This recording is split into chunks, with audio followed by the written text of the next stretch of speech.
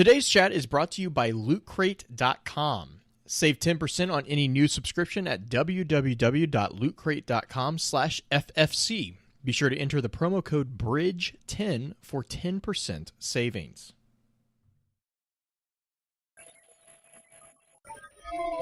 Welcome to Focused Fire Chat. Explore together. Welcome back for episode 103 of Focus Fire Chat, recorded live on October 6th, 2017, over on twitch.tv/FocusFireChat. Big shout out to the live chat here. Thank you so much for spending your evening with us. This is your host, Blue Crew 86. Alongside me, we have the man who has been said to have the voice of flower, just maybe not tonight because of his cell reception, Justin Sane 0516. Justin, how's everything going for you? Oh my God, I've missed you guys so much. There's been so much adult in my life. I need some sweet release. Yeah, everything's good. And everything's there good. went Just our show rating. Our show rating is now mature, thanks to that, Justin. What did I say? Keep going. Yeah, keep okay. going. Anyways. So everything's great. Everything's great. Just working my tail off, trying to get some sort of podcast set up back together, and just doing my thing. So, well, good to see the first step show, of getting a the show's still podcast. here. Yeah, first step is getting internet. That's usually a necessary component. How are we doing on that? Yeah. How are we doing on that front? I have a request in to get special dispensation from NASA to have the array in the northeast quadrant redirected to my position. Yeah, to my coordinates. I want you to explain to me or explain to everyone your setup, because that cracked me up when you first explained. Okay. So pretty basic setup. It's a pretty basic setup. Back to basics, it reminds me of when I was a young man, just podcasting in the front yard with my friends, just tossing around. So yeah. Just tossing it around. Just tossing it around. Basically where I am right now is temporary lodgings while I'm renovating the house where I'll be for the next 5 years. And pretty much the place where I'm at is allergic to electronics. And it basically you get no one knew, but the little bars on your cell phone that signify reception, there's a dark mirror to that on the other side, and I'm all the way on the other end when I'm in the house. And then when I come outside the house, I think the house resents me leaving. So I basically, okay, long story short, I'm 100 feet from my house right now, sitting in a lawn chair. So that's my setup. Long story short, it's like house arrest, but in reverse. That's smart. Basically, the explanation is if I have to go get a beverage, I might not be back for a while. Yeah. You guys can be laying in the grass. Oh, man. Well, be sure to let Mel know that we miss her over on Twitter at The Wind of the Stars. She is out having a blast at SnafuCon this weekend, so I'm sure she's pretty busy. And then from the depths of the madness-inducing mind maps, we are joined by our favorite Gunter, the one and only Green-Eyed Music Lover. Green, hope you're doing well. You looking forward to tonight's chat? Yeah. I've been looking forward to it. If you haven't listened to the last 2 episodes of either Focus Fire Chat or Extra Lore, I have been chomping at the bit for this one, because this is going to be an interesting one to talk about. All the theories coming out. All right, well, let's run through the intro real quick, and then we'll jump into it. The topic of today's chat is going to be a look at the evolution of light within the Destiny series. I asked Green to put together a high-level summary of the topic, and this is what she had to say. The light lives in all places, in all things.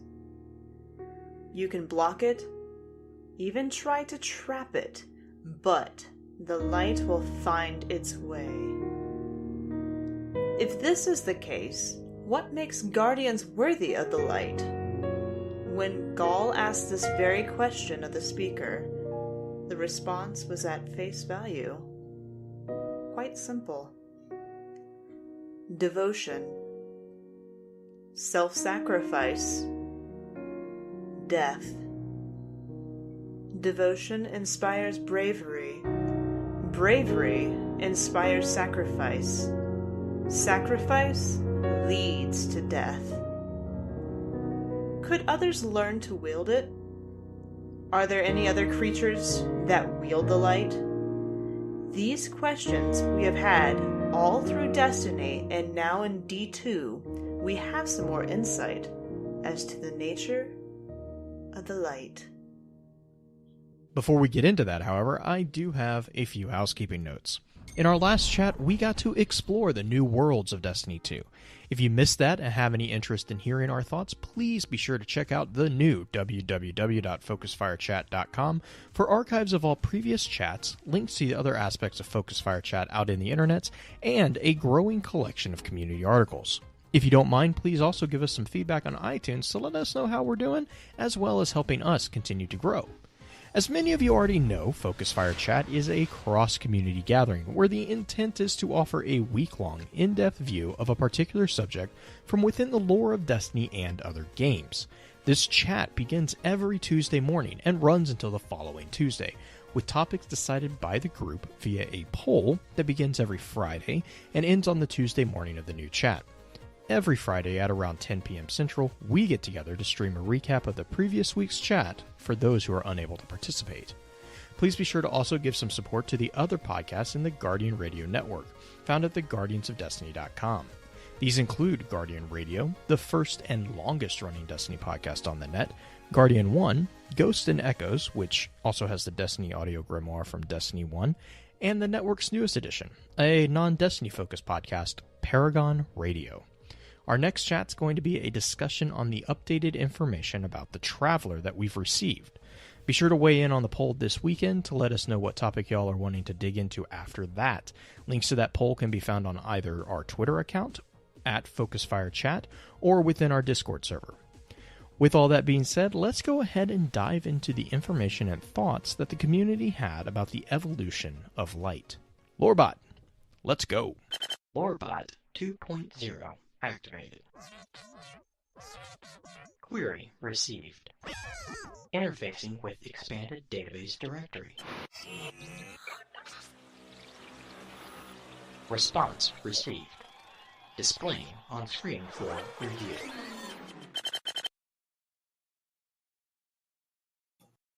Who broke Randy? Randy got an upgrade. What have you done to him?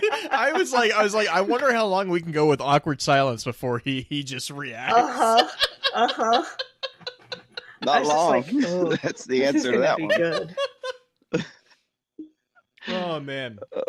Well, actually, what I was gonna do real quick, what is kind of introduce a kind of a new idea that we've kind of tossed around a couple times. With the new layout of the Grimoire, the lore, the lack of Grimoire, we have like a basically kind of an opportunity here that's I think kind of interesting for us, and that is to have a chance to really kind of look at trivial facts that most people might not know, which we kind of already do, or we already did, but these are kind of things that I was thinking, like, you know, like idle dialogue or a lost sector or something like that. And I kind of was thinking of the idea of like a lost sector of lore or lost lore. And so I was kind of thinking maybe giving about depending on the little tidbit, anywhere from like 15, 20 minutes of the show, just kind of talking about it. And it doesn't have to necessarily be on the topic of the week. I'm curious just to hear everyone's feedback on that. I don't have anything this week. I've seen a lot of chatter for different things. I know Justin might have a couple. Oh, okay. Or Green, go for it. It's the one I posted in chat today. If I can find it real quick. Chat a little bit amongst yourself while I find it real quick. Oh, about the Warlock or the helmet. Find the card. Where did I post? Is she going through a Rolodex? This is my version of Randy. Okay, come on. Okay. Well, but I mean, I'm actually asking, the listeners as well. I'd love to hear your guys' thoughts on maybe doing something like that. And if that's something that you would be interested in us adding to the show, kind of because we're kind of having to reformat everything already without Grimoire cards. Really, we don't have anything to read, so that opens up a fair amount of time. And I'm just trying to think of something that would be beneficial to everyone if there's any interest in that. If there's not, we can totally find out different things. Nezarec Sin. Yep, Is that what it was? I found it. Mm-hmm. In Nezarec Sin, I think it's a Warlock helmet that looks like the Scion's face with horns. But anyway, it says, "He is that which is an end, and he shall rise again." Passage from Of Hated Nezarec, a pre-Golden Age text. And it says, He is that which is end, that which covets sin, the final god of pain, the purest light, the darkest hour, and he shall rise again. When the guiding shine fades and all seems lost, he will call to you. Fear not. All he offers is not as dark as it may seem, for Nezarec is no demon, but a fiend, arch and vile in ways unknown. He is a path and a way, one of many, and his sin, so wicked, so divine, is that he will never cower when dusk does fall, but stand vigilant as old stars die and new light blinks its first upon its fetid eternity. Passage from Of Hated at Nezarec. The reason I bring this guy up, and this is kind of what I was talking about in chat, is that the last word of light in this card is capitalized, just like light proper in Destiny. So it's talking about our proper version of light. And it's also, there's a lowercase light in here too. So it's not like they just capitalize light completely throughout this whole thing. And it takes place pre-Golden Age. And so there was a bit of a debate in chat today on whether or not when the Traveler shows up and grants light, if that's immediately the start of the Golden Age as soon as the Traveler gets there, or does it take a little bit? I think it's kind of a cool implication of who is this Nezarec character type thing, because this is obviously meant to be kind of a history lesson, but at the same time it could give us introspection as to what the future may lie. And almost equally important, what was his sin? Mm-hmm. Well, it says, like, he will never cower when dusk does fall, but stand vigilant as old stars die and new light blinks. That almost makes me feel like it's a religious text that talks about possibly in some ways the Traveler itself. Because we had this whole theory that the Traveler is not necessarily good. It is light, but it's not necessarily good, and it could be the fact that it doesn't leave. It doesn't cower when dusk does fall, but stands vigilant. There's so many different ways this could be taken, and I love it. Well, I think trying to say that the Traveler is good is about as valid as saying that the moon is good. You know, like it doesn't harm us. We can attribute human-like attributes to it, but I don't think they apply. You know what I mean? Just because, most of its effects have been positive doesn't mean that it has some sort of human influenced sense of morality. That's another conversation. But Hmm. I think beings like the Traveler, and just from hearing your reading of this Nezarec are a little bit transcendent of, you know, terms as small in the grand scheme of things as good and evil. You know, because that's a very human thing. Oh You know, it's yeah. a very the whole notion of good and evil. Like, um, it's very so very us. Hmm. I agree. What do you think, Blue? I'll be honest. That entire thing makes me think of Cthulhu. Uh, like it really sounds like a I Lovecraftian thing. I was Um, getting a strong Ouroboros vibe from it with yeah, the I beginning mean, and the end thing. yeah. I mean, it reminds me a lot of the Lovecraftian Ancient Ones kind of mythology. Not quite so psychedelic, but I mean, it's kind of up there with the whole the darkness will be the savior type concept. Um, the the only problem that I have with this, and this is kind of I'm kind of coming at it from an opposite level, because my understanding was that the granting of the Traveler's Light was kind of the initial starting point of the Golden Age, and this is kind of an argument that we were having in chat as well. the The fact is that the Traveler was the catalyst or the spark that started the ignition or started the Golden Age. But I think a lot of people want to say that the Golden Age didn't necessarily start with the Traveler appearing, but I disagree, because the catalyst started, and the reason I disagree is because if you look at historically the way that ages are kind of calculated and looked at, you don't start tracking an age at its height. You start tracking an age at its start. Right. The example that I was using in chat was the Roman Empire. The Roman Empire is normally associated with none other than Caesar.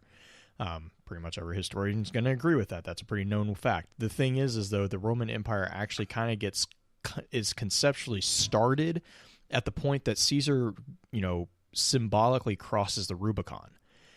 It was a very small act, actually. I mean, it had major repercussions and it quickly became something more than just a small act. But the actual process, he made the decision to cross that Rubicon and defy the orders. That's what led to the empire being founded and but I mean, the Roman Empire, the era of the Roman Empire is basically pretty universally kind of considered to have started at that point in time. And Right. so, and my point here being is that in history, that was in the big picture of history, that was a very small aspect. That was a very small thing. A giant alien ball coming down and giving us the ability to manipulate the energies of the universe is a little bit bigger than that. Hmm. And so I consider, regardless of, it's going to take pretty much a clear-cut explanation from Bungie on my part to not consider that the mere arrival of the Traveler on Earth was the start of the Golden Age, if not prior to that. Because also remember that the Traveler prior to going to Earth was also jumping around transforming the solar system. It was terraforming some of the planets. So it's... I would also say that every time we've heard anything about the pre-Golden Age, they almost specifically say that it's before the Traveler Right. in And a lot of the Destiny 1 text. it's just always been, I mean, and the thing that makes this tough is that it's really kind of implied, right? It's Mhm. not a hard and fast rule that the Golden Age started at blank, and that's kind of the hard argument for, like, from a history perspective, because when you're looking back, you have 20/20 vision normally. The Roman Empire started at the crossing of the Rubicon because it worked. It was successful, basically. If Yeah. Caesar had been put down, it wouldn't have been the Roman Empire. It would have been yet another, failed coup attempt on the Republic. But because it succeeded, we could retroactively track that back and say that's the beginning, and that's kind of how these ages, in at least a historical sense, that's how they've always kind of been. The victor always kind of writes the history books. And I agree with you too. The other thing is that every time we kind of hear from a pre-Golden Age text or usually we're getting that from the cryptarchs, and they're usually very, very ancient. I mean, we have Plutarch. We have, I think there's a number of classical writings that are mentioned by Raoul. There is Fabius Maximus. Yeah, there's that. I was about to say Sun Tzu from Zavala. Even in Destiny 2, there's a really funny, the Sparrow Jousting card is really funny. It's Raoul. Raoul is the one that discovered the jousting stuff, and he's talking to I think it's Ikora, and he's saying, "Hey, just a heads up, if the Sparrow Racing League guys get a hold of this information, I have a big concern that this is going to be dangerous, because they're going to do sparrow jousting. Like they're going to read this, and their first instinct's going to be, hey, we can do that on sparrows." And he's right, they are. So looking forward to Christmas this year. Yeah, I'm as many mentions of sparrow jousting as I have seen in this game. I'm just waiting, because it's like I've seen at least, I think, 3 different things, and they're like not connected at all. So it's enough that there has been a deliberate thought of putting those seeds into the game. But to go back to Nezarec, the only thing that is keeping me from 100% saying that this is like a Cthulhuian, ancient god writing, is the fact that you're right. It mentions light, capital L, and that goes into a really kind of muddy water situation, because it's like, but is it light? Like, is it light where we are thinking light? Because you can read that in a religious text situation, and it could be applicable to our world today, right? You could I think you can definitely read it in the same way we can read of Sorrows, as far as the deep and the dark and the stuff like that. I mean, it definitely has a religious feel to it, especially in its formatting, and the word choice and how it's grammatically put together. But I also think that they were very deliberate in the execution of this. It's not just playing on it. Like, I think there's a reason why they would say that capital L light in that one section versus little l light prior. Right. And I would argue, too, that that kind of makes me think of it from a different perspective. It's a pre-Golden Age text, and that doesn't... So here's the other thing. It doesn't negate the fact that the Golden Age began with the Traveler, because in Destiny's universe, we know that light exists outside of the Traveler. Light does not require the Traveler to be there. Right. The reason the Guardians are special is because they are channeling the Traveler's light. Not because they're channeling light, but because they're channeling the Traveler's light.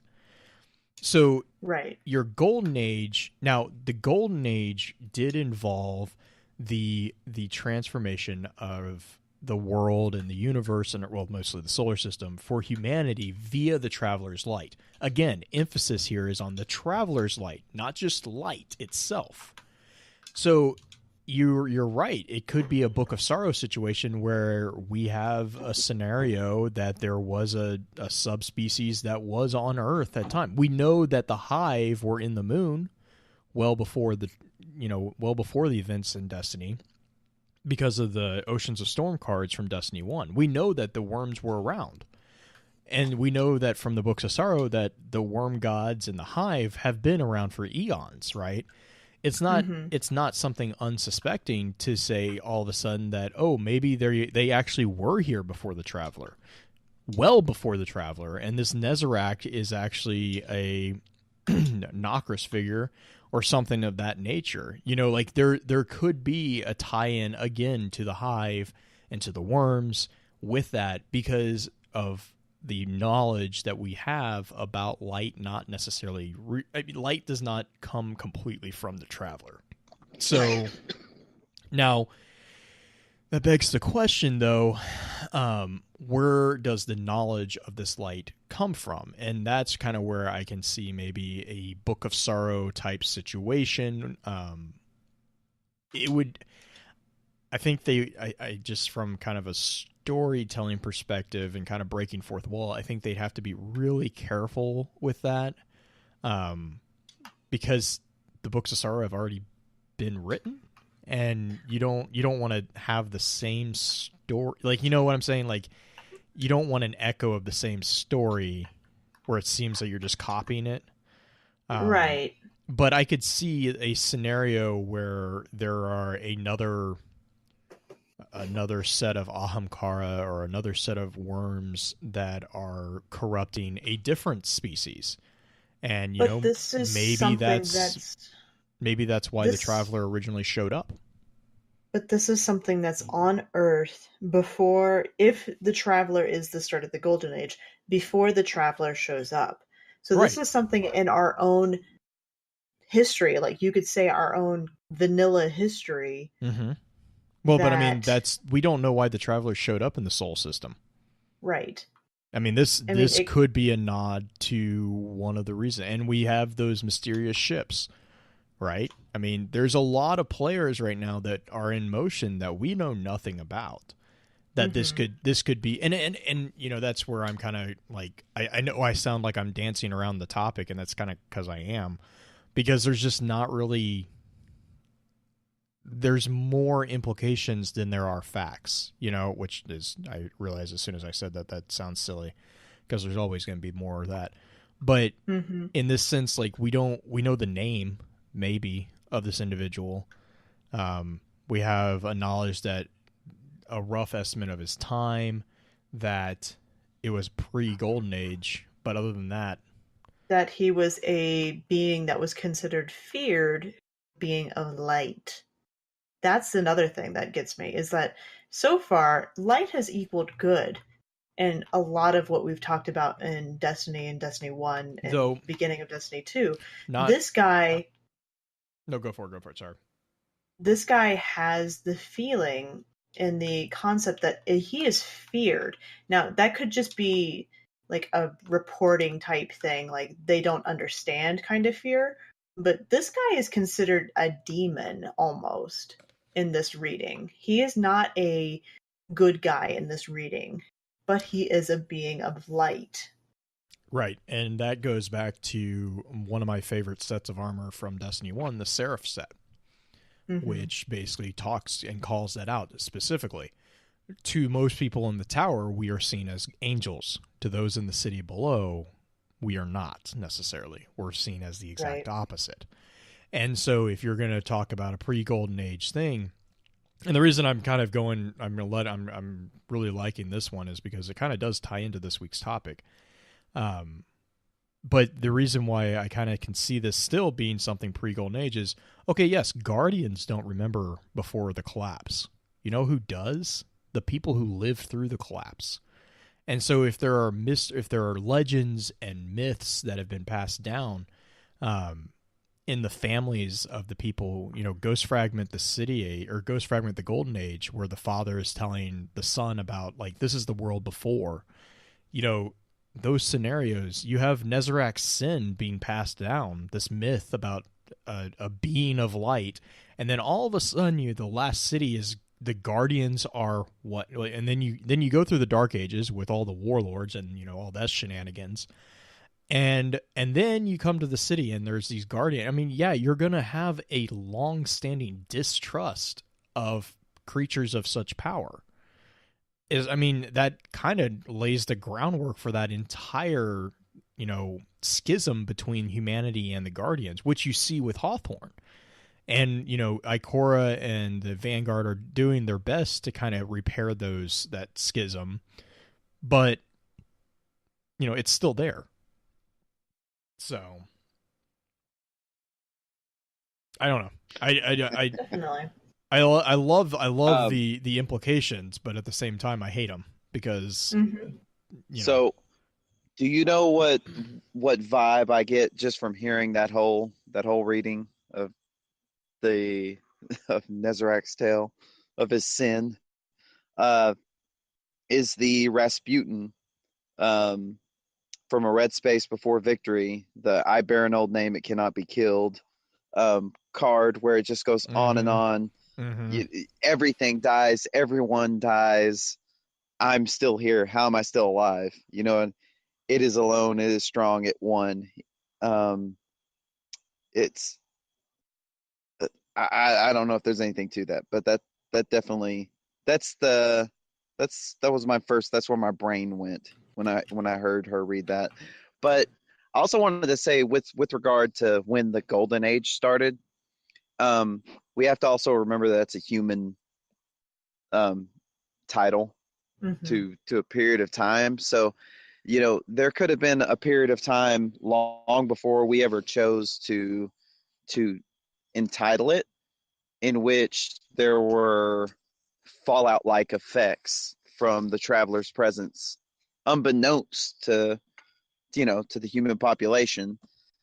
They're very well, like Blue said, there was terraforming going on even before we made the trip out to Mars. But we were tracking. Even before Ares 1 got.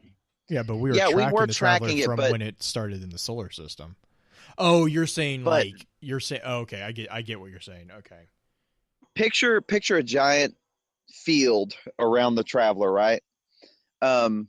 It's not unreasonable to think that there might be few, they'd probably be precious few who picked up on that before the Golden Age proper. That's all I'm saying. Yeah, I see what you're saying. Yeah. But so yeah, there's a sample of what I was thinking that's a little bit longer segment than what I was thinking, but I think that would be kind of along the lines of what I was hoping we could do for a lost sector of lore or lost lore. I don't know what we'd call it necessarily. I'm gonna admit, my phone has a crack in it, and the lost sector of lore just happened to reside right on that crack, and I could have sworn it said lost sector of love, and I was like, I'm okay with this title, Lost Sector. Oh, and also there's a train. Really? It's one of the drawbacks to my podcasting setup at present. I'm gonna unplug my mic. Click. Oh. Well, okay. So let's jump into real quick the first kind of main concept that this week we're going to talk about, and that's the evolution of light. So really the best way to do this is start at the beginning, right? And let's talk about what is light. So what is the light?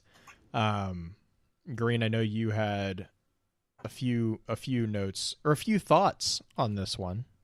Few thoughts. Just a few. We have a pretty good theory based off of like our click. Based off of our year one understanding of the light, that the light is an animating type force. I can actually almost say a contrary type dispute against it. I'm going to call light the Pocahontas force, or Grandmother Willow force to be more exact, because remember that scene in Pocahontas when Grandmother Willow is like, there's life in all things, like explaining it to John Smith, who not historically accurate whatsoever. I was about to say, I blinked that entire movie out because can you paint with all the colors of the wind? Yeah, definitely. Okay. I actually went to a paint night the other night, but that's another story. I'll post that picture on Twitter if you guys want to see that. I think. God, the Disney references. I know. Yeah, hey, I love Disney. You can't get over it. More Disney references per episode than any other lore podcast ever. That makes it the best lore podcast ever. The anima theory, though, that you had from year one, that the light is kind of an anima force. I almost want to say that the light, go one step further, is a force that's within all the little things. Like Grandmother Willow says, like everything that is living in any way, shape, or form, even if it's a plant and doesn't necessarily move or is alive in what we consider the traditional alive sense, would have some sort of anima Well, and be able. and to be 100% on it, that's correct. That is that's the Aristotelian method or model for the metaphysical being. Is anima is in everything. It is the life force that is in everything. So everyone thinks of anima as like this animating force, and when you say animating force, most people think, oh, that means that you have to be moving, like there has to be motion. So it has to be an animal, right? Well, Aristotle, animation still has that root in it, so right, it's easy to make that It mistake. is, no. It is easy. But when you speak of anima in regards to Aristotle's metaphysics, anima is literally spirit. It's just it's a spiritual energy. So it's life. But the thing is that it's separated in Aristotle's model from nous, which is the basically the level of consciousness. So humans have nous, and that is the ability of higher thought, whereas animals, plants, simple life does not. They just have anima. They have the instinctual knowledge of their species, and they have an animating life force, but it's not the ability of higher reasoning that you see in nous. And nous is actually even further separated into two forms, which is the intellect, which is knowing and reasoning. And so later on in like the Nicomachean Ethics, Aristotle and De Anima, which is actually the other metaphysics book that he wrote, he actually separates it out even further with nous, and he says that there are animals that do have a base degree of nous, and that level is of the reasoning. So it's like the muscle memory, the knowledge of doing, and it's not very much. But humanity has the knowing, and the way that he explains it is like the knowing is like the potential. So we can learn potentially knowledge and then apply it in the reasoning capability and in our lives. We can learn, and we can learn new things, and we can learn them conceptually. We don't have to actually when you train a dog, right? You train him obedience. You have to make the dog sit. Like you can't sit in a classroom and explain to a dog, okay, this is what you have to do. Like you have to show the dog how to do it physically. It's the difference between, well, that's also because of a language barrier too. It's the difference between having a mental construct ability versus the abstract thought experience. Yeah. Well, yeah. And it's also not only a language barrier, it's a comprehension barrier or right. And that's what I mean. Is the comprehension barrier is actually more what I'm talking about, because we as humans can talk in abstract, even to each other. You can argue there's a language barrier between a lot of humans, right? But you're still able to conceptually and abstractly communicate with each other via mathematics, via music, via artwork. You can communicate very well with artwork. Right. Animals can do, like some primates have shown aptitude for that, but I'm talking about you can talk. Socrates did a really famous example of the Socratic method, in which he taught people how to do Pythagorean theories with just pictures, and it's all through conceptual and abstract thought. And so that's when you get into the higher functionings of nous. But that is all to say that anima does actually, I guess you called it what, the Grandmother Willow. Yeah, it is but that as well. Explain this to me, Blue. Like, just not explain, maybe just clarify. In the Aristotelian notion of, is it pronounced nous? I always pronounced it no, but it's Greek. Don't need. Okay, so it's Greek. So It all is. Greek. It is literally all Greek to me. Yes, you can literally say that. Okay. I accurately. always pronounce it like it was French for some reason. I have no idea. Maybe I just wanted to appear continental. But okay, so in his reckoning, is this a physical force, a physical, quantifiable thing, or is it rather a construct of the mind? Is Noose or so Or anima, because there's well Anima okay, in so general. Anima in Anima general. in general. Okay, Anima and Noose are both spiritual, metaphysical energies. They are not physical. Now, in an Okay, Aristotelian, but how? keep going. Go But ahead. they're energies, though. No, I was just gonna say. Correct. They are non-corporeal energies. Okay. The metaphysics explains this via a triumvirate, basically. So you have anima, and then you have nous, and then you have the body. And the body is basically the seat of consciousness that is powered by the anima, but that power is directed by the nous. So you have basically a circle, right? The anima moves the body, and the nous directs which way to go. It's very similar to your the later presentation of Freud with the psyche, and actually it's arguably one of the founding kind of inspirations to this model, but it's a very, very common understanding. And the thing is, with the other important thing with this is you have to remember that Aristotle was well before any of modern religions, right? This is well before this. So the idea of an eternal soul did exist in Greek life.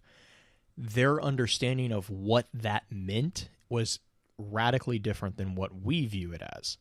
The nous was actually kind of a communal soul, which is where the anima kind of concept does. The world spirit basically is what it was called.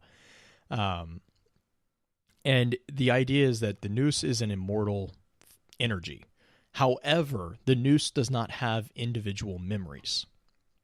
It has the capability and the potential to learn, but it does not actually remember. So when your body dies and your anima is expired and the body is gone and your nous is released back into this world spirit, it doesn't actually recall, like in this metaphysical explanation, it doesn't remember that it was Justin.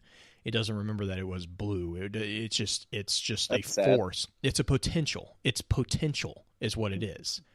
And then as it's re-emergent into a different body, into directing a different anima, it has that potential to learn. Now, the way you learn from the past and the way it learns from its own history is via historical text, which is, the history of humankind. Written text. It was being taught by the elders of the generation before it. And that potential to learn is what separates it. And so that's where you kind of get this immortal thing. It's very similar actually to Destiny's Composure of Light in the idea of like it as being an immortal and unbreakable thing. We've talked about light as an energy. You can't destroy energy, you just transfer its form. Mm-hmm. You also see this, Aristotle actually uses light very heavily in De Anima to explain his metaphysics, because he talks about how light can be used in a prism to change its shades and change its potentiality, and it changes all the ways that it can be applied, just the way that the nous can.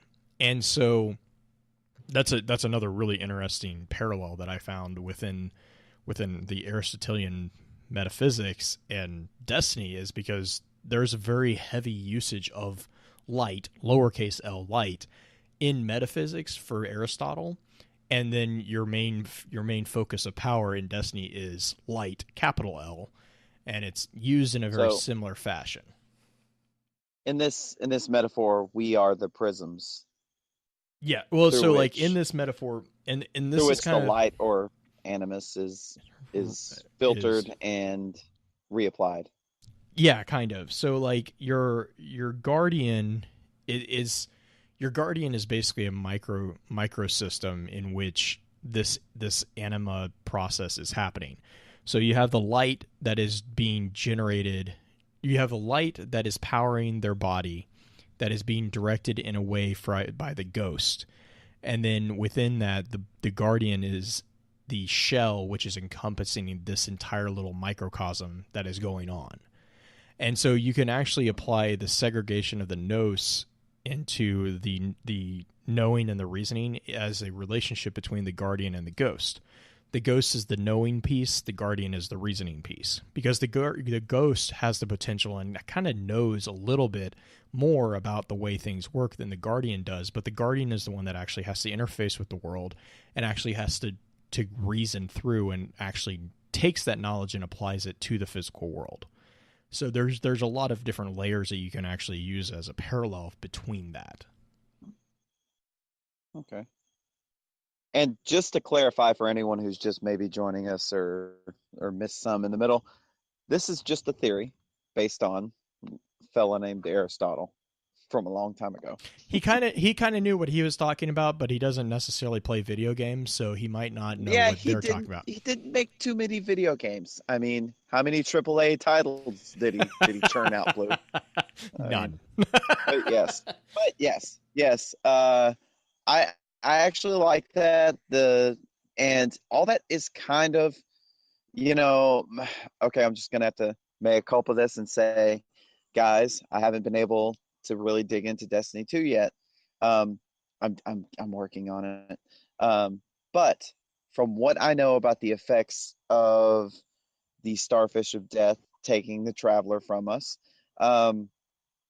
we go through. I played through the part where you're actually kind of duck walking everywhere because your light's gone. And so this is where I kind of have a different, what I think is a different view from most ones that I've seen. I don't view that as the fact that some percentage of our animus has left us. I actually kind of view it in terms of, I believe that we use the light in everything we do. So it surrounds us and it augments every movement we make. It binds us. Everything from our jump.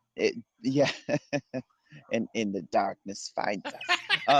But yeah. Well played, sir. Yeah.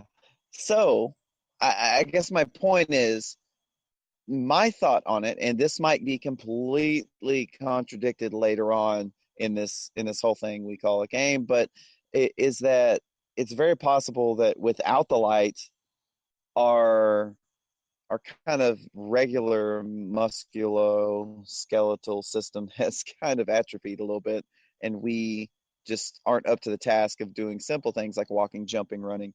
That might just be poo-pooed by the fact that we don't gradually build this back up without the light. But I would say, I mean, the fact that we fall from a ship and miraculously survive, that's why we're like duck walking everywhere, but not being able to jump, because the ghost gives us he heals us, but he doesn't. We don't get the ability to jump or like the double jump. And he doesn't. And he doesn't heal you all the way either. Right. Well, he fills up your health bar, but he doesn't get it to where you have like an overshield. No. Yeah, butthead. Yeah. He's got a drained battery, and he talks like he has a drained battery, so it's fine. Battery. We fell out a window. We jumped out a window. Oh my gosh. Oh my god, Blue, you sound just like him because you're breaking up. I want to say Ghost that is Baymax confirmed. Yes. A very compact version of Baymax. When we talk about anima and slightly less sorry. No worries. When you talk about anima and Aristotelian thought of the animating force or the life force or whatever variables you want to call it, you can actually break it down into a physics perspective, because physics has been able to essentially define the fact that everything around you, your chair, your couch, your skin, every little bit of you, the air you're breathing is made up of energy itself. And it vibrates. And it I love vibrates. lamp. Yes. I hope that's where you're going, because that's totally what I heard when you started going down that road, is everything vibrates at a different frequency. Right. And there's a little literal theory. Well, okay, that is okay. You're not one of those people that rings bells to cure diseases. No, I'm not one of those people, but I am one of those people who will sing in the shower and sing certain pitches until the shower will ring. There's a thing in music where it's called creating a ringer, and that is literally finding the exact pitch that the surrounding area around you, if you're in like an enclosed area, especially ceramic does this really, really well, that it'll vibrate and it'll amplify your sound and create an overtone series without you having to sing extra notes. That is the finding the vibration frequency of a particular item. So that musicians have kind of known that for a long time. Physics is catching up and saying that everything has an aspect like that. It's on a much smaller level, but we have the ability to say, yeah, things vibrate at different frequencies, and they apply themselves in different frequencies. So anima or light is in everything. You can even say that anima is in a rock, which has no use or anything whatsoever. But it still has anima. Well, even a rock has protons and it has all the right. Yeah, it's still there's movement there. Right. So I'm with that. Now, as far as noose goes, you can even say a tree in some respects has a tiny bit of noose, because a tree can make a decision that, hey, there is a fence pole going over the top of where I'm wanting to grow, and a tree will literally grow sideways and move around it before actually touching the fence. But that's not okay. Yeah, it's not a consciousness thing. It is an instinctual thing. It is right, which is included in anima. Stimulus. Right. Sad day. Yeah, it's unless you're in Texas and it's a bodark tree. God, bodarks just need to be F burned. you, Paul. Yeah, coming in. I'm growing around you. No, it's growing through it. Like it's a freaking bodark. Bodarks just you may end up with 3 poles. This is a true statement. Yeah, but I think that's a good introduction of what we've kind of understand what light is, as far as like Destiny 1 and Destiny 2. And I mean, we've kind of talked about the speaker's line where he talks about how the way the light lives in all places and in all things. You can try to block it, even try to trap it, but the light will find its way. If this is the case, so it's like my introduction. It's just, the speaker talks about it. The light is everywhere. You can't escape it necessarily. You can't hide. No. I still liken it to the electromagnetic spectrum, but that's just me. And that backs it up. I mean, right. It's all around us. Well, it's all around us. It's ever present. It resonates with some things, you know what I mean? It more than others. The electromagnetic spectrum is based off of waves. So it perfectly makes sense. It matches up perfectly. But I actually kind of take out the more of the supernatural aspects of it in my understanding of it, but that doesn't mean that's right or wrong. That just means that kind of goes back to me not attributing too much of a personality to the traveler. It totally has a personality. It doesn't like you not attributing personality. There's a quote, and I don't know who said it. It's something like men see God in everything, or yeah.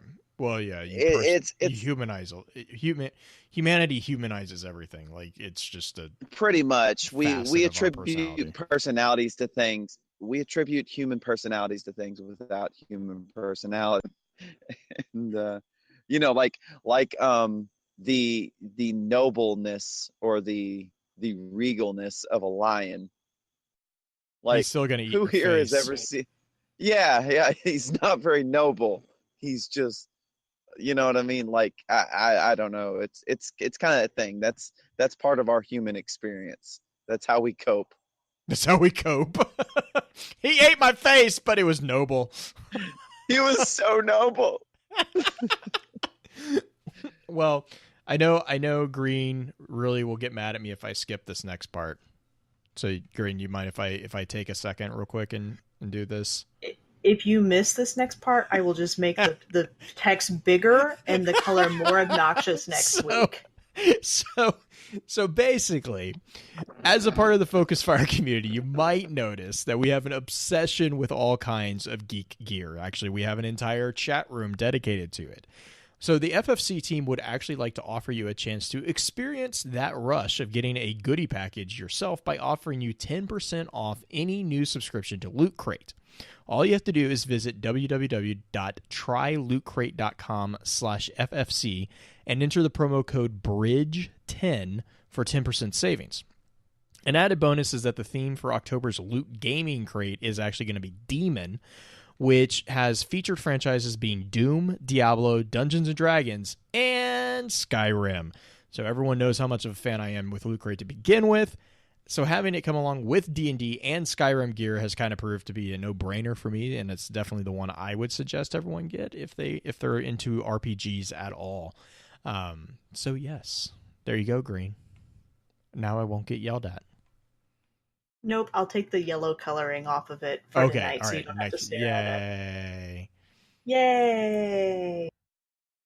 Do you want to talk about your favorite thing? That Yes. You found so All far? right. So the next concept that we kind of wanted to bring up is how light is presented and some of the new information that we got from Destiny 2. And so while I was digging around in Ishtar Collective, which thank you, Baxter, for all that you've done with that site and Purple and all your team. Yeah. You have saved Everybody my life. who's helping with it, Baxter, And all the Gunters, yeah. Beard, You guys have made my life a lot easier. As I was digging around, looking for just different stuff and looking at some of the new entries that have been put in, I came across some of the raid gear. And in the raid gear, we learn, and I think we're going to talk about this whenever we get to the Cabal episode. I think we'll talk about this quite a bit as well. But in the raid gear, there is explained a group of individuals who are known as the Emperor's Shadows. And that is in and of itself pretty cool. Like it's a pretty cool little story. If you have not checked those out, definitely go check those out. But the particular one that I really think is relevant to this discussion is the story of the Fulminator. Now, the Fulminator, to start off with, is a rather interesting name because the Fulminator is kind of derived from a Latin word. And in Latin, it basically means struck by lightning, which then fulminate is actually Latin for struck by lightning. The root for fulminate is fulmin, which is lightning itself. So that's intriguing. That immediately makes you think of, well, Arc, right? The Arc Light, the Stormcallers. The Fulminator is actually a creature that's called the Arcborn. And these are basically creatures of pure sentient energy, arc energy. And they exist and they live in these interstellar conduits, and they can't really escape. They're trapped in these interstellar conduits. And so what happened was that the Fulminator, who is a female Arcborn, she basically made an agreement with Callus, the Emperor, that if he would spare her people's lives, she would join his shadows. And so he did, and he had a suit of armor crafted for her that would allow her to escape the interstellar conduits. Now, apparently this also really pissed off her people, so they were not very pleased with her being able to have independent mobility outside of the conduit. And she forsake not only that, but she went ahead and she did this to save her people. The other thing that was given to her was basically the Leviathan. She basically became the captain of the Leviathan in a fashion, she actually inhabited the ship. So she would actually be able to travel through the ship without physically being in the ship, like without being a physical manifestation. She was part of the ship. And so because of that, the Leviathan was considered her flagship. Callus basically tasked her with that.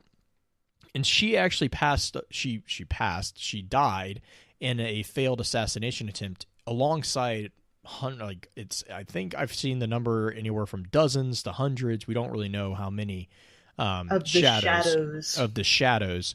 They attempted to assassinate Gaul during a ceremony aboard the Almighty, and she was actually the one. I'm really kind of, this is just my theory, but the scars that you see on Gaul's face in the cutscenes, I have a feeling actually are from her, because as part of the assassination attempt, she unlocked all the bindings on her armor and basically became pure energy, and then just went to town on all the Cabal and the Almighty. And this is all told through basically the Fulminator armor set, which has the mask, the robes, the wraps, the boots, and then the Shadows bond. So it is a Warlock set of armor, and this is the story that was happened. The interesting thing to me is that she hears about a Stormcaller actually from a senator who goes by the name of, I think it's Cabal name, so it's Tha'ul, I think. Yeah. Tha'ul is a senator who is loyal to Gaul, and she actually, during a celebration day when they tried to invade, the Shadows tried to I don't know if they were trying to assassinate Gaul on the world, or just kind of get him onto the Almighty. Do you know? Well, they were trying to, like, so the celebration day happened all over the Cabal Empire. It's a common occurrence all over the Empire, and that was how they knew he would actually be doing it, because all the major ships parade. It's a military parade. Okay. Because I know that's where Rule died, which he's another one that I really am interested in. But so during the celebration day, she kills Tha'ul. And one of the last things that he says is, because he made a comment about her being similar to the Stormcallers. And she was like, what is the Stormcaller? Because she's intrigued by someone who basically is capable of channeling arc energies in a similar fashion to her own abilities. But so the difference here is, and this is where it kind of gets interesting, she is arc energy, whereas a guardian is a shell of a body through which the arc energy is passed. So, I don't like conduit. Right. Right. I think of it. The conduit. Do you remember in Skyrim the different elemental beasts? Like, I think they're called Argonauts or something. Artonox, yeah. Artonox. She kind of reminds me of that, except for she doesn't necessarily have a shell that is her own body, which I guess you kind of get that feeling with the unbinding of all the locks on her armor and everything that holds her down. She had the ability to unlock different amounts. Like the honestly, I'll be honest, the thing when they were talking about that, the thing that came to mind was Helsing's process. I don't know if you guys have seen Helsing, but the main vampire character, Alucard, has a very similar process in which he basically requests different amounts of his true persona to be unlocked by the Van Helsing family. And that's like what leads up to basically the final battle in any given episode, is his unlocking, like, 20% or 30% or whatever of his potential. Right. And then based on that potential, there's different consequences that then they have to figure out how to get around later. But that's exactly exactly how I pictured was this like crazy arc vampire thing that's like, Master, I want to do, and it's like, I don't know, I had this weird headcanon moment. So what it kind of sounds like to me, if you're going to go off of kind of your Animus and Nous theory, is that she is literally the pure embodiment of just raw animus with a noose, which Yes. is without a physical body. right. Yeah, it's so what I kind of find interesting in regards to light about the Fulminator is actually kind of that. So this points to the fact that arc, void, and solar are definitely not variations of light, but rather energy. So light seems rather the ability to manipulate these energies, but these energies can exist outside the light, possibly. Thule, and this is kind of going back to a point that I was making, Thule, before his death at the hands of the Fulminator, actually mentions the Stormcaller that appears similar to the Fulminator. But however, Callus makes the Emperor Callus makes a really big point of segregating the two entities. He does not. He makes a point of kind of being clear that they are not the same, which also points to the fact that the Cabal knew about the Guardians before we knew. But anyways, Mm-hmm. and so I kind of concluded this whole thing with the something that we kind of discussed when we were talking about Nezarec is in the works of Aristotle, the idea of nous was also described as an external and immortal thing, something that did not hold individual memories of the entities within which it resided, but was able to survive once the body and the anima were lost via the process of death. Nous was, in the true sense, immortal, but it wasn't an individual immortality like things like your Christian soul. Rather, it was a world soul, a collective pool of potential knowledge that enabled humanity to rise above the animals who did not have the reasoning or the knowledge capabilities or levels that nous provided to its wielder, I guess. I don't really, the host of the nous. Like that's what separated humanity from animals.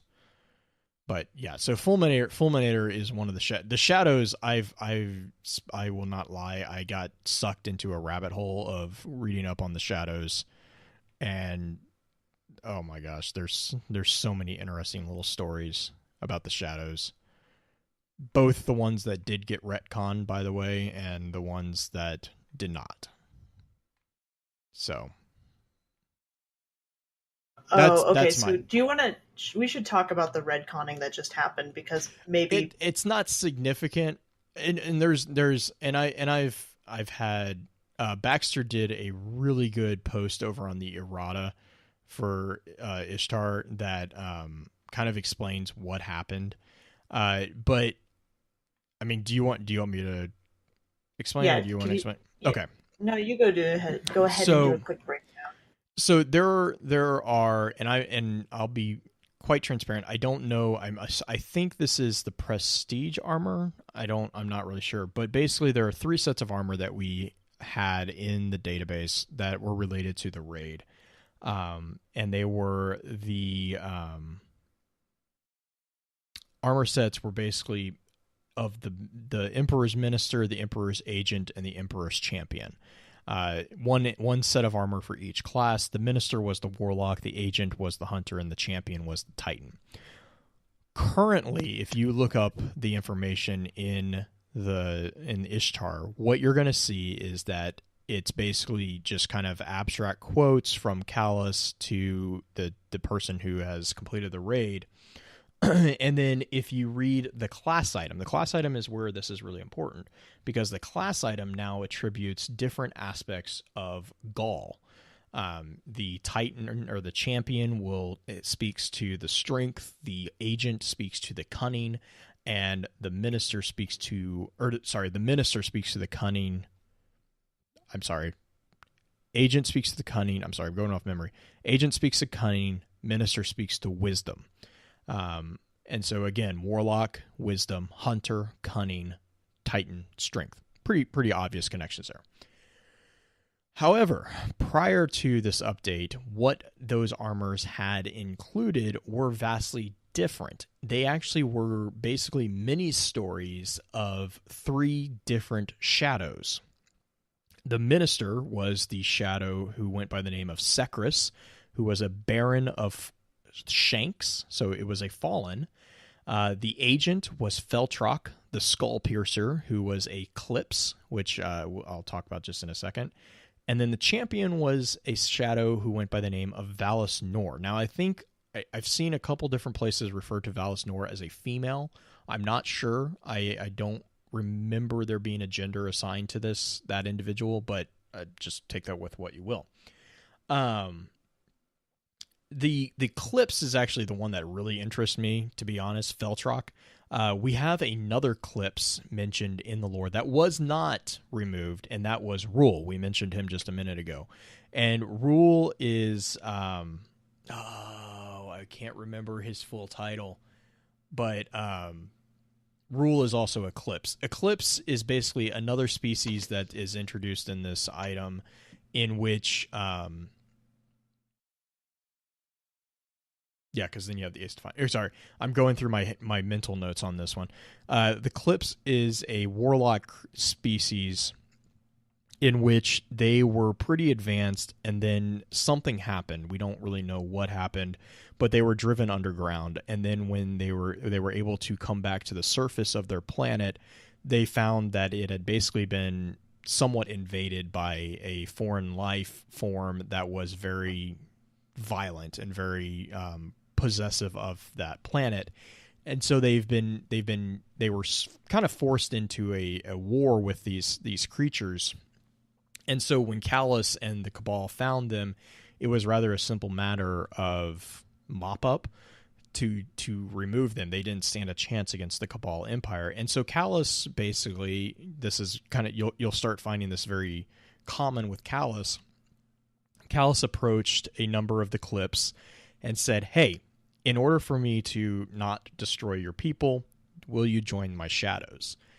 Rule and Feltrock were two of those individuals who agreed to join the shadows. Now, the shadows are basically a multi-species enforcer group of Callus, who was at the time the emperor of the Cabal Empire, and this was all prior to the whole thing with Gaul and the Red Legion. So that was kind of the big thing, is they kind of took a step back in details, and the new details on the armor are, I mean, they're not bad, it's just they're not as detailed, and kind of there's not so much personality as there was with before. You still have Rule, you still have Jairus, the Ace Defiant, which is another awesome story, talking about the Sindu, which is another species that you hear about, who Jairus is another shadow who joined again to make sure that Callus did not destroy his species, the Sindu. The Ace Defiant is actually apparently a position within the Sindu, so there are multiple Ace Defiants, I believe. But it's a very, very fascinating kind of concept as well. Whereas the Clips are kind of described as a very earthy, very down, like Titan, like, you know, the Titan, the dwarves. The Sindu are more aerial. They're more, I kind of get an elven feel from them. It's a very interesting concept. So Jairus is, you've probably seen the Ace Defiant armor set. That's where you'll read his story. The armor of Rule is Rule's armor set, and that's the one that explains his escapade through the celebration day on the planet, which is kind of funny, actually. He's another Clips. And I get the feeling that he's a Clips from a separate faction than Feltok was.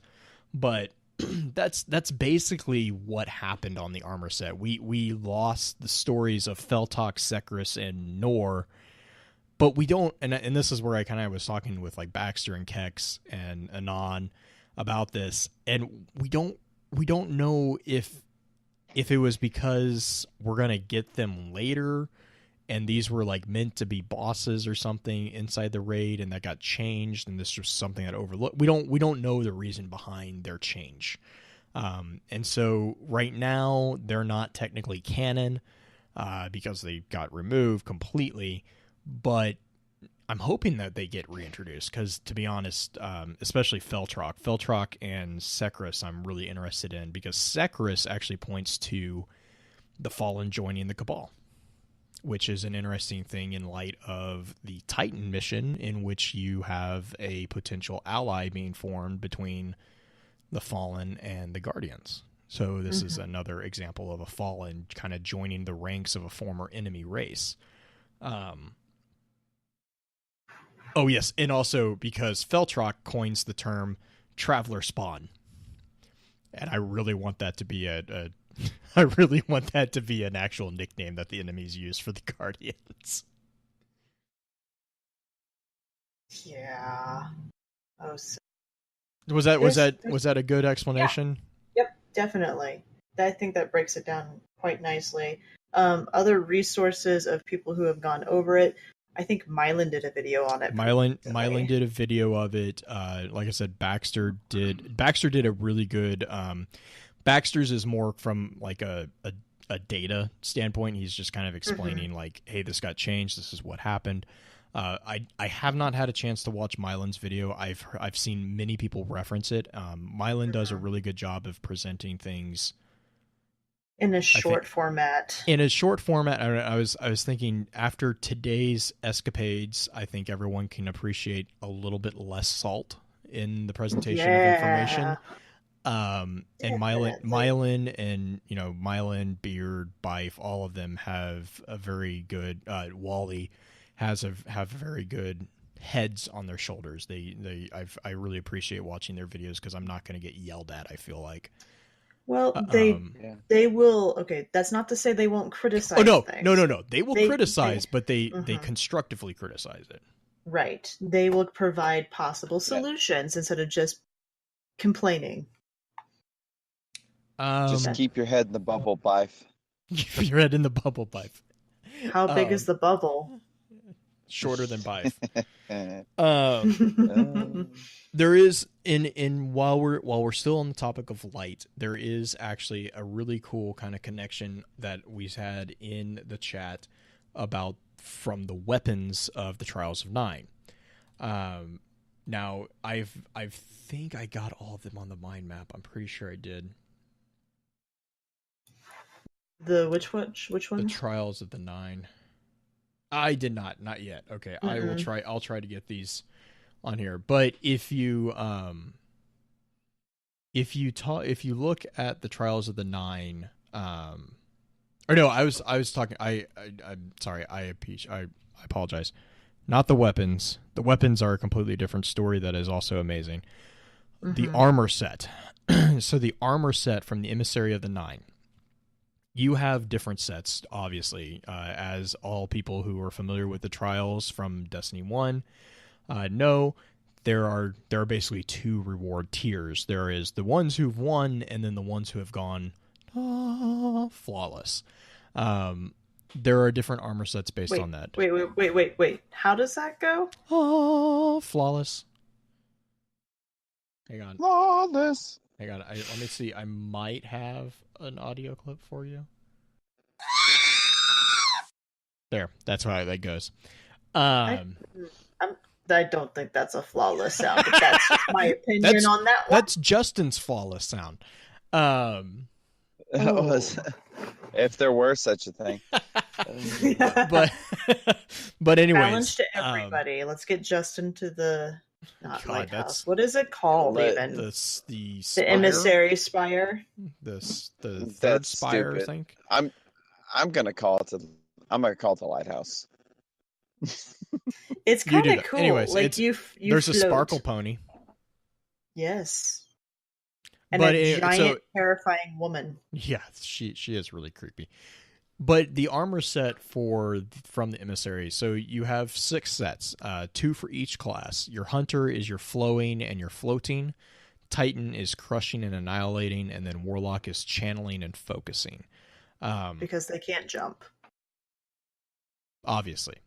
But throughout the armor set, and I have these all linked in the mind map, you see the reference to the Guardian who is wearing them. They are referred to as the light.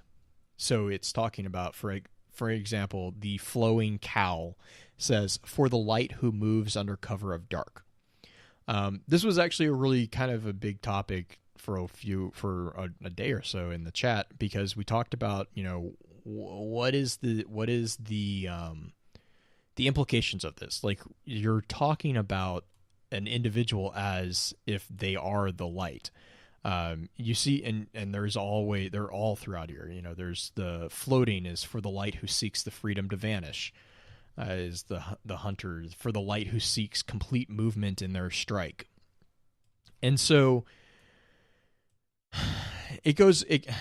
I'm kind of leaning on I'm leaning on the bandwagon here of like, I think this is kind of going with the idea that it's just a symbolic way of saying you're a light bearer because it's your light. If you remember from a lot of the Crucible from Destiny 1, it was make sure your light shines, you know, your light, you know. And so I kind of read this as a shortened way of saying your light. I could even say a different perspective on that. Right? No. There are multiple perspectives, and I think Penn's was one of the ones that had a different perspective as well. But right, like the way I read that, it's the if you think about that, everything has light, and the emissary is directly helping just Guardians, or the 9 aren't necessarily only helping Guardians, even though that's the only thing we have them helping so far. We know that they interact with other species.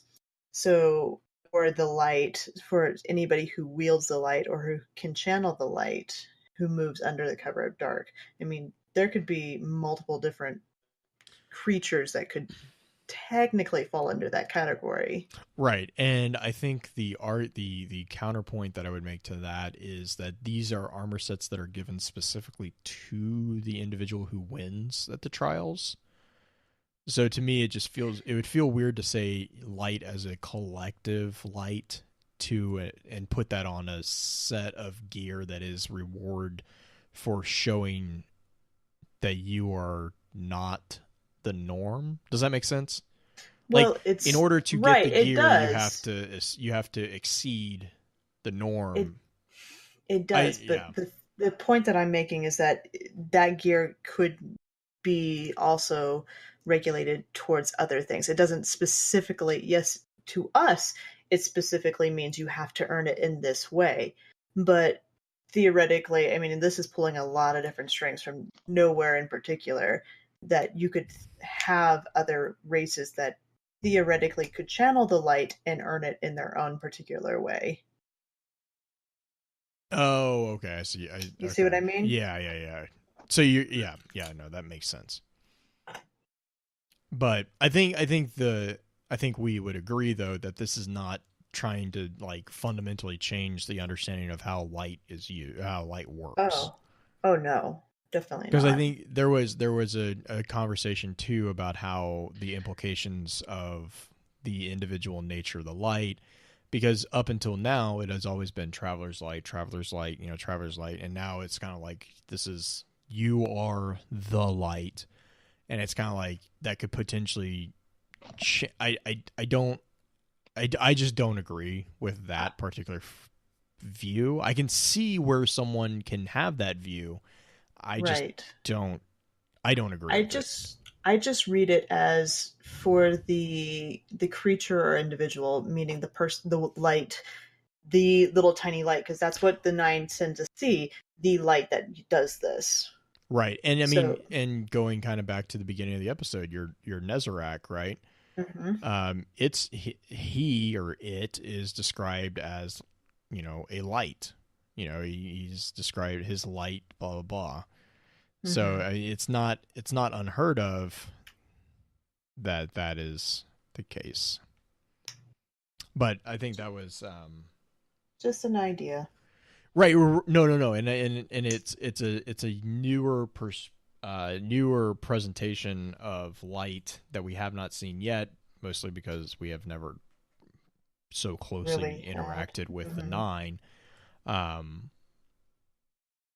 But yeah, I know I think you had some other stuff, didn't you, that you wanted to... I had the videos that I captured and put on the mind map. The cutscenes. The different aspects. Yeah. The only other thing that I would... interesting, and I don't necessarily... I have the opinion that it is light escaping, and I mentioned this to you, and we kind of had a little discussion on it, but I kind of want to get everybody else's take on it. In the game, when you kill certain Fallen, and it doesn't seem to have any particular trigger. Like, it doesn't have to be an elite fallen or anything like that. I find that it has to be precision kills. Right. Okay. That I think I that's would- the yeah. only trigger. And it can't be a when- shank. Yes, because shanks don't have a precision kill shot. They just blow up and kill Right. everybody around them. Annoying shanks. But when you kill a fallen, if you very, very closely, if you pay attention, it actually, you see a little flash of the light leaving the fallen, just like the light left us in the opening cinematic after Homecoming. Now, granted, it's a slightly different looking colored light, and it's not nearly as ethereal looking as ours is, but you can definitely see a humanoid or fallen type shape rising out of them for a split second before they just fall over dead. I want to get everybody's perspective of just like either tag me on Twitter or hit me up in Discord of, do you think that is fallen light? Or like light, the animus of the fallen, which fallen used to have the light. Now they have ether that they primarily use, but they used to have the light. They didn't have the which light. They had the Traveler. But they didn't. The Guardians are the first to ever have been given the light in the way that we had been given it. Right, but the Traveler gave humanity the ability for lots of different things, and they studied the light even before Guardians were ever made. Oh, right. Okay, I see what you're saying. Yeah, and I think So- my counter argument to that is, if it was like light, kind of like how they've kind of described light as being this animating force, why don't we see that with the Hive that we know is actually consuming light, and why don't we see that with the Cabal? Like the Cabal don't really have, well, up until now, there's a few kind of connections that are being made with Callus's musings to the light, and then Gaul, obviously. But up until now, really, the Cabal have been kind of the odd child out as far as light usage. But Hive to me would be more expected to have something of the animation of light escaping their bodies than the Fallen, Right. because the Hive actually ingested. Like the Hive are the equivalent of a vampire when it comes to light, and when you kill a Hive with a precision kill, they just kind of burst into green fire goo. Right, but here's what my counter argument to that. The Hive actually process the light. They ingest it and actually process it to be able to do things and grow with it. The Fallen have no way to actually expel it. Okay. So Now, okay. Cabal, I can't explain. Well, and I can't yeah, and necessarily- I was saying my counter to the difference- counter to the counter is the Cabal.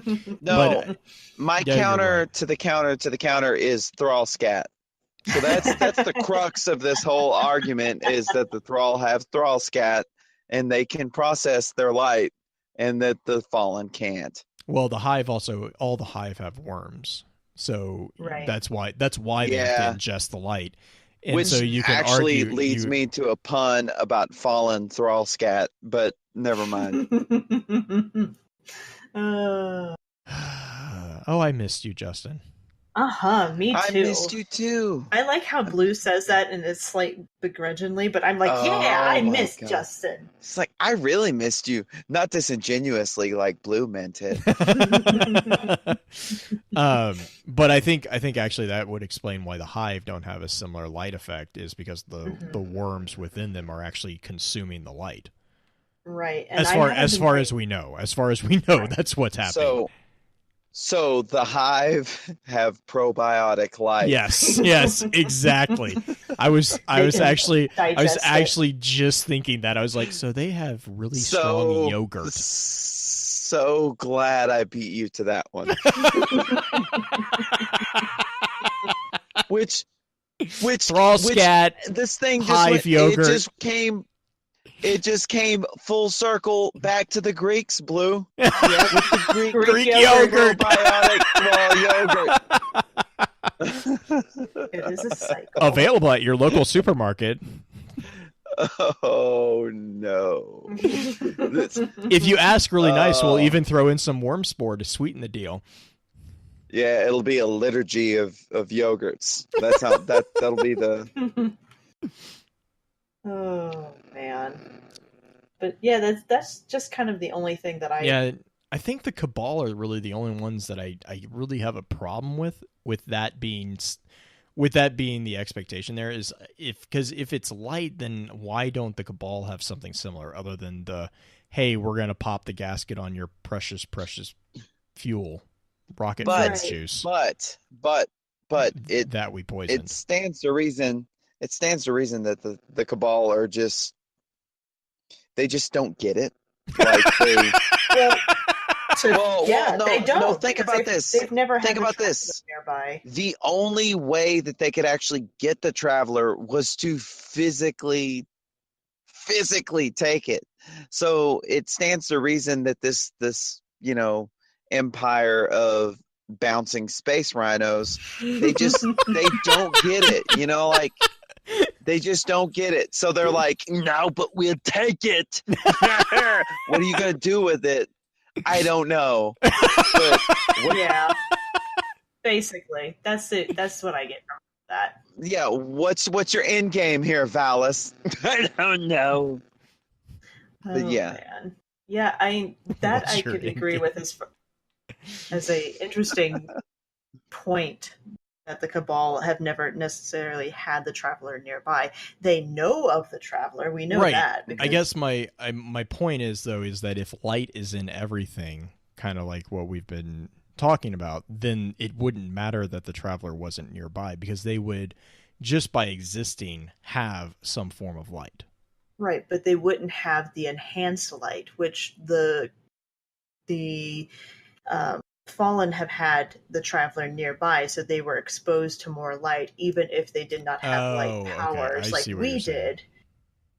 Then the Hive consume it and process it, but the Cabal have never been around the Traveler for extended periods of time. They just know of it and been chasing it. That's part of the problem is they have not been Mhm. around the Traveler. That Gaul wants to break the toy. Okay. Yeah, he does. He's like your little brother that you get a punching bag for Christmas, and your little brother gets jealous and decides he's going to take scissors to the thing. I mean, that's what it is, and that may be a real story. And I'm sorry to bring that up, but come I on, was like, Kyle, I was come like, on. that was really oddly specific, actually. Yeah, we were working through some stuff here. That's what's happening there. It may have happened And like then- when I was 8, but come on, my punching bag. I remember one Christmas my mom got both my brother and I bull whips. That wasn't your mom. That was your dad. That poor misguided woman. And bicycles. Yeah, it's bull whips and bicycles. That's the name of my new podcast. Because, you know, Justin that's a should write a great book. idea. That's a great idea to get 8-year-olds. Chicka! Yeah, you know what's wrong with America? Ding ding, chicka! I'd be really impressed if you could ride a bike and get a good crack out of a whip. Oh, then be impressed because we terrorize the neighborhood. Yeah. So, anyways, now that we've thoroughly gone off the rails, Oh, it's okay. That's how we know you're back. Yeah. yeah, exactly. Honestly, I do think that there's something to that. I think that the Cabal just aren't sophisticated enough. Like, do you know what I mean? Like, it's almost like you put a pound of clay in front of 5 different people. You know what I mean?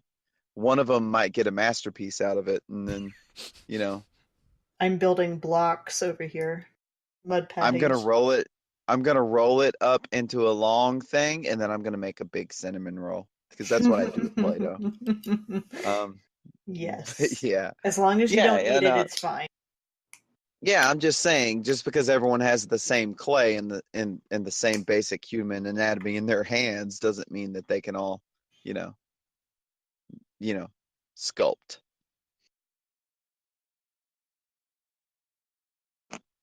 Definitely.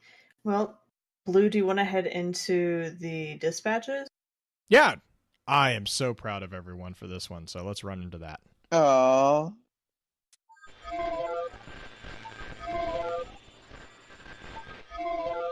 Dispatches from the wilds. So we got someone who actually listened and actually used Twitter. I'm so proud of you, Taylor. Taylor B. Taylor B. And this Only one, Taylor this I know. one, this one is not actually on topic, but I'm so excited that someone actually used hashtag Ask FFC that I'm gonna read it anyways. Justin, you'll probably get a kick out of this one. So Taylor says, like it. "So if Cade can eat and drink, do you think Exos are built a la Bicentennial Man, fully functional human robots, or was it just added to cope?" Justin, go. You cut out at the end there. Did you say was it just added to cope? Yeah, Yeah, not Coke. Okay, which is just also a added way to cope. Which is also a way to cope, but we won't go down that road.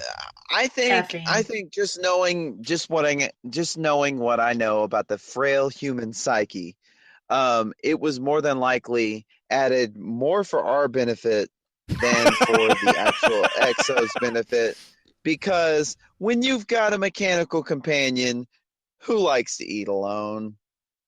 Well, that and Just also, I agree with you for the fact that it was there to cope as a psychological thing, because the other thing to Yeah. think about is Exos were built for war machines. And honestly, one of the worst things, or one of the biggest complaints that a lot of, logistics would explain is getting resources for soldiers to eat.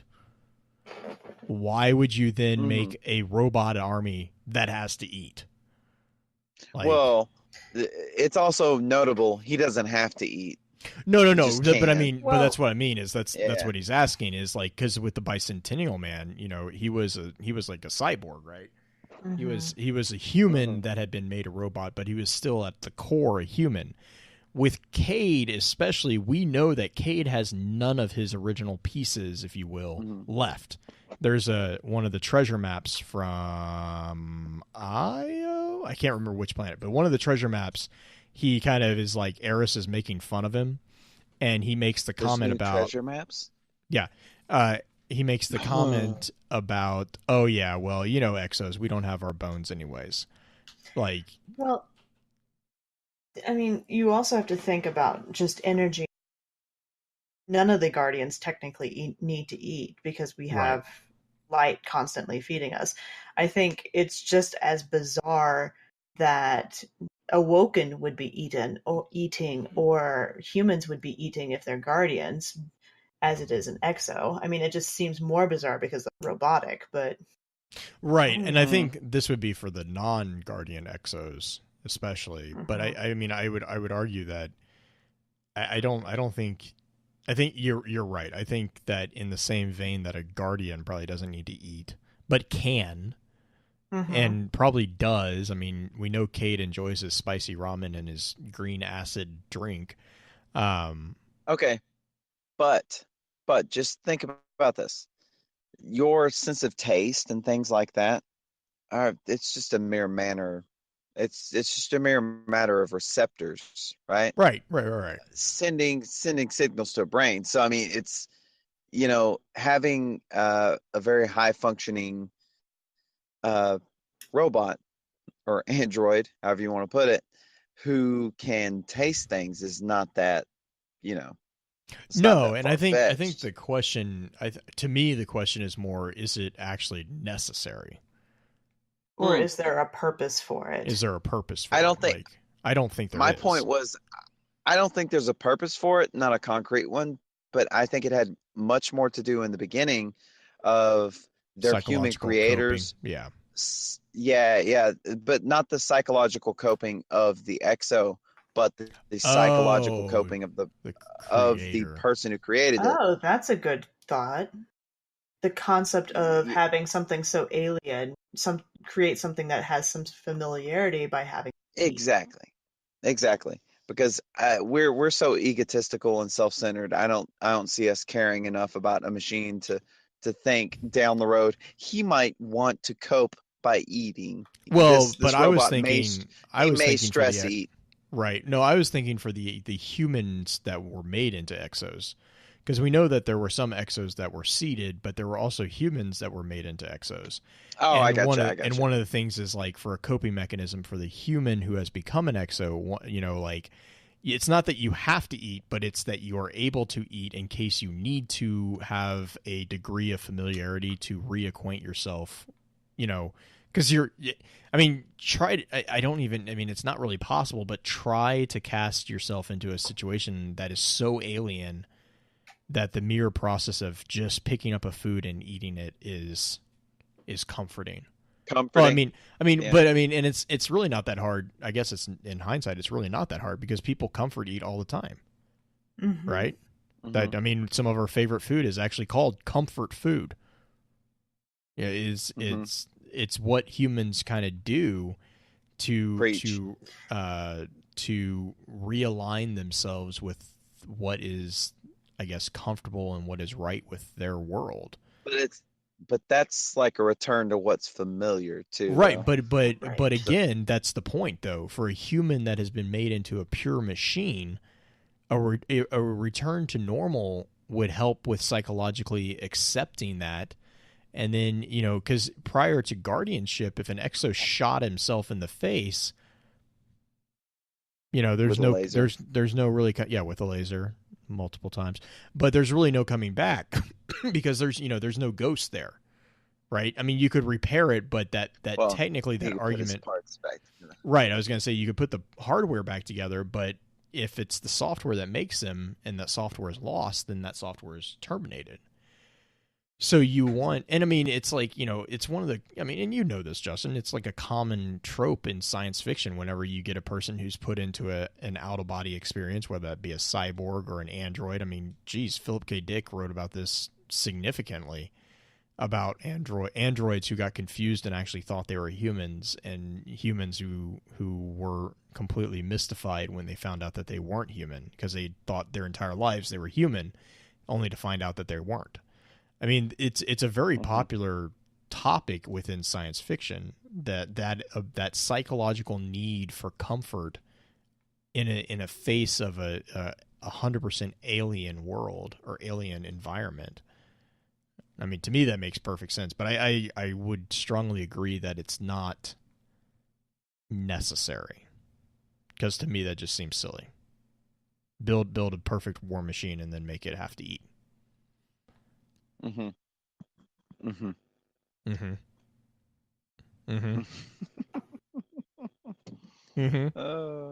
I have a dispatch that's an unofficial one. Okay, go for it. Unofficial? Oh, yeah, this one. Oh, this one, yes. So, this one, I love this one. Wednesday night's stream / extra lore topic, Bibletron actually tweeted out. And I love me some Bibletron. Oh, every time you say that, I get the picture of the Transformer made out of Bibles, with a Bible shield and a crucifix sword. God. Go ahead. This was a really entertaining game stream invention, was what this was. Yeah. Coupled with Justin's inability to read prompts on the screen. Sue me. It's okay. It's okay. He may, by the way. Nice. Did you find it? Yeah, I did. So he said, this is Wednesday night, if Destiny 2 lore minds, meaning anybody who does content creation for lore, were in game, Sir Wallen, Mylan Games, Beard Grizzly, Ishtar Collective, Focus Fire Chat were all included in this. And they said that Sir Wallen, would be the speaker, the OG. Ishtar Collective, meaning kind of like Baxter and Pearl, would be Rasputin, the mastermind / archivist. Myland Games, which was actually spelled Melon Games, and thus henceforth will be known as Melon Games. Melon Games. Number one lore. Melon Games #1 lore stream. Is Sloane, surrounded by an ocean, and feisty. And then Beard Grizz is Lakshmi 2, my favorite future war clan boy. And then James Byfoot Esquire III is Asher Murr. And to top off the list, we made the list. FFC is Ikora, Zavala, and Cade, the squad. So we are the Vanguard mentors, and I think in some ways it is the most cool. It's the perfect setup for us. We got the best one too. Yes, we did. Although Bife's is pretty funny. Any development which makes me Cade is that's pretty outstanding. So here's something I'd like to do, and I'd like to pitch to the community to start pitching to the other lore minds, because yes, we do talk to them, but if it came from you guys, it might hold a little bit more weight. And Blue has talked about this too, is creating an audio file with the different lore people mentioned, reading the lines of the characters that they are assigned in this tweet. I just want Bife to be Asher, to be honest. Yeah, really, that's kind of the main actually one. Honestly, the end goal here is let's make Bife play Asher. Yeah, hearing him say some of the most derogatory / I don't even know how to describe Asher. I'm so mad at him. I can't even describe him half. I don't want to hate Bife, but I still think Bife would do a good job at it. I don't think I would hate Bife because of it. Might slightly cringe. Could never hate Bife. Loudly cringe. Cringe. Anyway. Yes. But definitely, it was a very funny tweet. I thought it was super, super fun. I've been talking about it all week because that makes me Ikora, and that makes me kind of an expletive that I don't want to say, even though I think we're already past it. Yay, me! Anyway. Bye. All right. So, you guys want to jump to final shout-outs, comments? Yeah, let's do that. All right, Justin. As the returning special guest co-host, why don't you give us a... Oh, I'm not only a co-host, I'm special. So yeah, just really missed everyone. Hope to be able to kind of periodically, like, to be on more shows as we're going forward. Just if you don't know, I'm in the middle of remodeling a house, and also starting October 16th, in the middle of remodeling a house, I'll be working 12-hour days, 6 days a week for 3 weeks. So Justin, I might miss a show. Yeah, I might miss a show or two. So anyways, just know that just because I'm not in your headphones doesn't mean he's not in our hearts. Wait, did this get awkward? Justin's always in our heart. I think he dropped. I think he did. True. 2. Wow, I'm tired. Green, what about you? My shout out this week goes definitely to the... Oh, there he is. Robot Justin! It's Robot Justin. I think I never did get a chance to say thank you to Rhino for these are the best shout outs. Awesome hunting. What's up? Doing that again. These are the best shout outs. So anyways, basically, I like to thank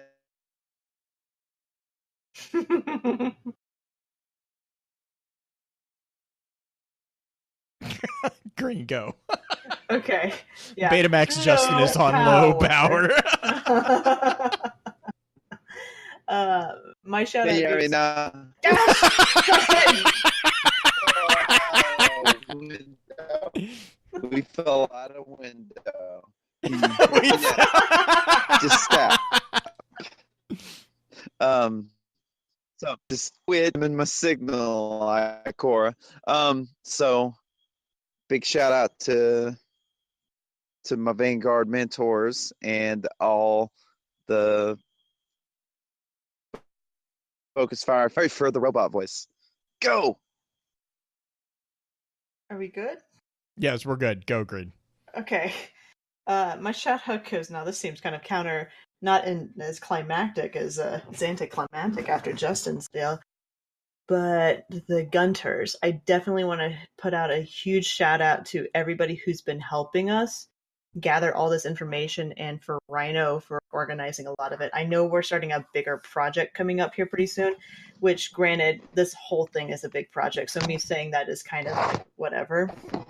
But if you want to help with defining the items of Destiny 2, meaning, so like the Fulminator's robes, Blue talked about earlier how Fulminator means lightning, or it's like a word that is similar to lightning. Defining that, finding things and the history behind the different names and the flavor text that comes with the different items. Rhino's putting together a whole website based off of this concept.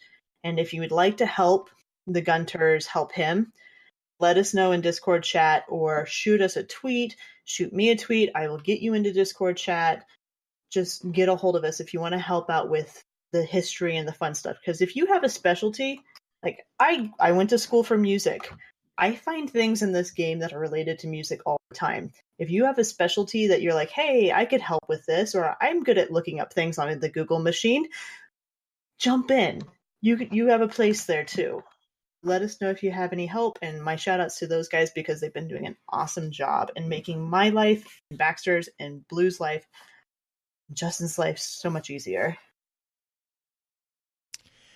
And for me, I just wanted to say the next week's topic is going to be an update on the Traveler. And so definitely give us some dispatches on your thoughts, opinions. I know there's a lot of those opinions about the Traveler, especially after Destiny 2 and the alarm clock that went off and woke everyone up. I love it. So that's next week's topics. Please be sure to send dispatches either to our email, to Twitter, which thank you, Taylor, again for Twitter, and or Discord if that's the easiest way for you guys. Whatever way is easiest for you, just get them in and we will be sure to read them on the show. Other than that, just a big thank you to everyone who shows up for the live streams. We really appreciate it. And then also for the game streams, we kind of mentioned a couple of them tonight, and that is just, we do those more just kind of relaxing and kind of, to be honest, to give me an excuse to actually play the game that we talk about. Because as most of you who are in the Discord know, my days are pretty full, during the week. And so I need pretty much any excuse I can get to actually sit down and actually play the game. So that's what a lot of those game streams are. And basically what that translates into is there's a lot of shenanigans that go on, and everyone really, really just kind of has a good time. So we really appreciate everyone who shows up for those and who just ultimately just shows up and, in the streams in general. We really appreciate that.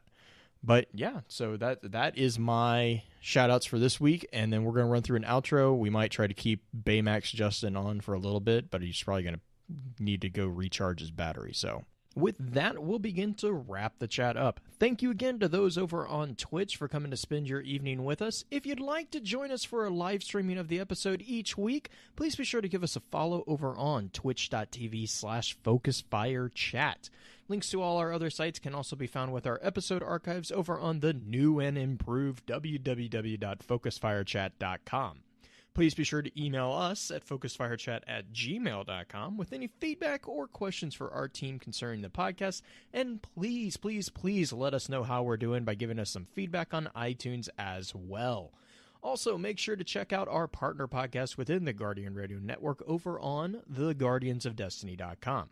So, until next time, focus your fire and may your light shine bright.